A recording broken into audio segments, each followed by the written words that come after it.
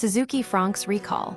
Seatbelt defect prompts urgent safety investigation. A manufacturing defect in the rear seatbelt mechanism of the Suzuki Fronx has triggered an urgent recall affecting 249 vehicles produced in 2025.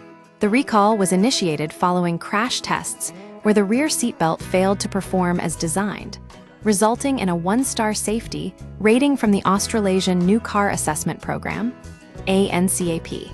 Critical safety risk. Suzuki Australia has issued a direct warning to Fronx owners. Do not use the rear seats until the issue is resolved. The defect involves the left rear seatbelt retractor, which may release excessive belt length during sudden braking or an accident. This poses a severe risk of injury or death to rear seat passengers. In the event of an accident or hard braking, if the left rear seat belt does not operate as intended, it could increase the risk of injury or death to vehicle occupant.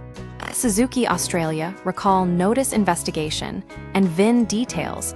Both Suzuki Motor Corporation and Suzuki Australia are conducting an immediate investigation to determine the root cause of the defect. Once completed, the company will implement corrective measures for all affected vehicles. A list of vehicle identification numbers, VINs, covered by the recall is available here. The original recall notice can be found here. Second Suzuki model with low safety rating. The Fronx is the second Suzuki model to receive a 1-star ANCAP rating in recent years. The Swift hatchback received the same rating in December 2024, but was subsequently upgraded to 3 stars with the addition of safety features.